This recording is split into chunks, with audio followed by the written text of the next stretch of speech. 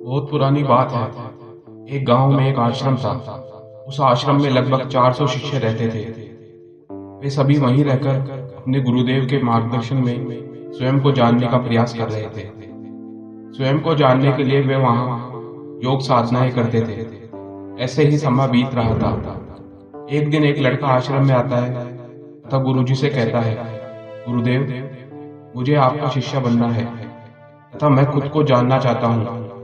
मैं सत्य की तलाश कर रहा हूँ और पता लगाना चाहता हूँ कि सच क्या है। सत्य को जानने, महसूस करने के मुझ में लालसा है। गुरुदेव उस लड़के की तरफ देखकर मुस्कुराए और कहा, अगर तुम सच को जानना चाहते हो तो तुम्हें अपना पूरा जीवन समर्पित करना होगा। पूरा जीवन दांव पर लगाना होगा, क्योंकि सच को जानने में तुम्हें पूरा जीवन भी लग सकता है। और इस बात की कोई गारंटी नहीं कि तुम सच को जान ही लोगे। सच को जानना कोई आसान काम नहीं है। तुम आराम से सोच लो, फिर निर्णय लेना। शिष्य एकदम शांत मन से बैठकर सोचता है और कहता है, गुरुदेव, मैं यहाँ से लौटकर जाने के लिए नहीं आया हूँ। मैं बगैर सच को जाने पीछे नहीं रुकूंगा। मैं इसके लिए तैयार हूँ। अगर ऐसा है तो ठीक है। गुरुदेव ने कहा, इस आश्रम में 400 शिष्य हैं। तुम्हें उनके लिए गेहूं पीसने का काम करना होगा। तुम्हें सुबह से शाम तक गेहूं पीसने का काम करना होगा। इसके अलावा तुम्हें और कोई काम नहीं करना है। जब तुम थक जाओ तब सो जाना तथा फिर उठकर गेहूं पीसने के काम में लग जाना। इसके अलावा तुम्हें और कुछ काम नहीं करना है। किसी और चीज के बारे में नहीं सोचना है। बस इसी रास्ते पर चलते रहो और दोबारा मेरे पास मत आना। अगर जरूरत पड़ी तो मैं तो तुम्हारे पास आ जाऊंगा। उस लड़के ने अपने गुरु की आज्ञा का पालन किया तथा गेहूं पीसना शुरू कर दिया। आश्रम में 400 शिष्य थे। उनके भोजन की व्यवस्था के लिए आटे की जरूरत पड़ती थी। इसलिए वह लड़का सुबह जल्दी उठता तथा देर रात तक गेहूं पीसता रहता। जब थक जाता वहीं सो जाता तथा उठकर वापस गेहूं पीसने के काम में लग जाता। वो ना तो किसी से बात करता तथा ना ही कोई उसके पास बात करने के लिए आता। कुछ समय तक गेहूं पीसते पीसते उसके मन में पुराने विचार आते रहे, लेकिन वक्त बीतने के साथ उसके मन में पुराने विचार धीरे धीरे कम होते गए। उन पुराने विचारों को कोई नया विषय नहीं मिला, कोई नया रास्ता नहीं मिला, तो वे धीरे धीरे अपने आप ही समाप्त होते गए। कुछ सालों बाद तो वह लड़का गेहूं पीसने में इतना तल्लीन हो गया कि उसे खुद के बारे में भी कुछ याद नहीं रहा। वह स्वयं के बारे में भी भूल गया। वह हमेशा चुप रहता तथा विचारहीन अवस्था में गेहूं पीसता रहता। उसने ना तो कभी ध्यान किया, ना योग किया तथा ना शास्त्रों का ज्ञान लिया। इसलिए आश्रम के शिष्य उसे मूर्ख समझते थे। इस घटनाक्रम को चलते 10 साल बीत गए। एक दिन गुरुदेव ने घोषणा की कि अब मेरा आखिरी समय नजदीक है, इसलिए मुझे अपना उत्तराधिकारी चुनना है जो मेरे बाद इस आश्रम का मुखिया बन सके। इसलिए मेरा कोई भी शिष्य जिसे लगता हो उसे आत्म साक्षात्कार हो गया है और जिसने स्वयं को जान लिया है, वो रात को मेरे दरवाजे के पास आकर इस दीवार पर कुछ ऐसी पंक्तियां लिखे जिनमें उसकी जिंदगी का सारा अनुभव निहित हो, सारा अनुभव समाया हो।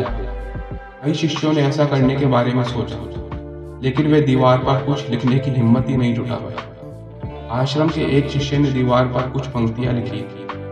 उसे ग्रंथों का बहुत ज्ञान था। सभी ने सोचा कि यही इस आश्रम का उत्तराधिकारी बनेगा। उसने लिखा था कि मन एक दर्पण की तरह है जिस पर विचारों और इच्छाओं की धूल छा जाती है। इस धूल को हटाने के लिए ध्यान करना चाहिए, एकाग्रचित्त रहना चाहिए, जिससे दूर हट जाएगी और मन का दर्पण साफ हो जाएगा तथा वो मोक्ष को प्राप्त कर लेगा।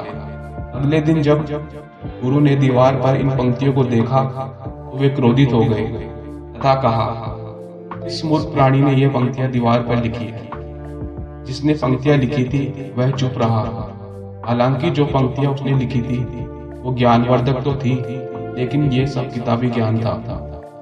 उस शिष्य ने पंक्तियों के नीचे अपना नाम नहीं लिखा, क्योंकि वह स्वयं इस बारे में निश्चिंत नहीं था कि यह सही है या गलत, क्योंकि उसे कभी आत्म साक्षात्कार हुआ ही नहीं। गुरु ने इन पंक्तियों को पूरी तरह से नकार दिया। यह देखकर सारे शिष्य हैरान रह गए। यह घटना पूरे आश्रम में चर्चा का विषय बन गई।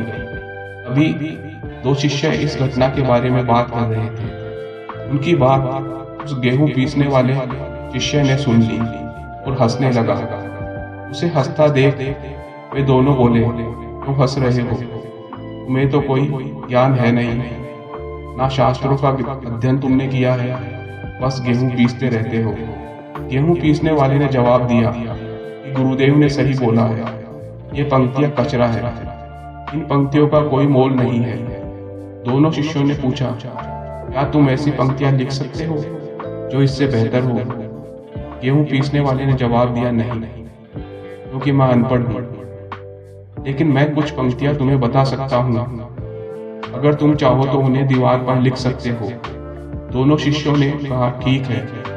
वे तीनों गुरुजी के कमरे के बाहर जाते हैं और गेहूं पीसने वाले ने कुछ पंक्तियां बताई तथा दूसरे शिष्य ने उन्हें दीवार पर लिख दिया तथा पंक्तियों के नीचे लिख दिया, गेहूं पीसने वाले। उन्हें लगता था कि गुरुदेव इस पर भी क्रोधित होंगे। वे पंक्तियां थी, मन तो बस एक भ्रम है, ना तो मन है ना ही मन का कोई दर्पण है, और जब मन ही नहीं है तो धूल कहाँ ठहरेगी। जो ये जानता है वो सच को जान गया है। जब गुरुदेव ने इन पंक्तियों को देखा तो वे आधी रात को उस चावल कूटने वाले के पास आते हैं तथा कहते हैं, तुम ही इस आश्रम के उत्तराधिकारी, लेकिन अभी इस आश्रम को छोड़कर चले जाओ, क्योंकि इस आश्रम में बहुत से विद्वान हैं जो खुद को तुमसे श्रेष्ठ मानते हैं। वो तुम्हें जान से मार देंगे, क्योंकि वे इस बात को बर्दाश्त नहीं कर पाएंगे कि एक साधारण सा गेहूं पीसने वाला उनसे ज्यादा विद्वान निकला। तुम्हें वो सारा ज्ञान है जो मुझे है, तुम्हें यह केवल गेहूं पीसने के कारण हुआ है। मुझे तुम पर पूरा यकीन है कि तुम जहां भी जाओगे लोग तुम्हारे पास आने लगेंगे, क्योंकि जब फूल खिलता है तो उसकी खुशबू चारों तरफ फैलने लगती है। उसने गुरु को चरण स्पर्श किया तथा आधी रात को वहां से निकल गया।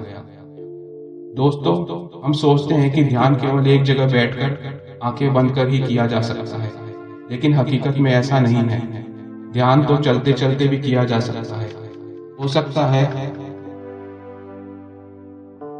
ध्यान का मतलब है कि आप जो भी काम कर रहे हैं उसे इतनी शिद्दत से करें कि आपको अपने शरीर का भी ख्याल नहीं रहे, आपको अपने चारों तरफ किसी भी चीज का पता नहीं रहे।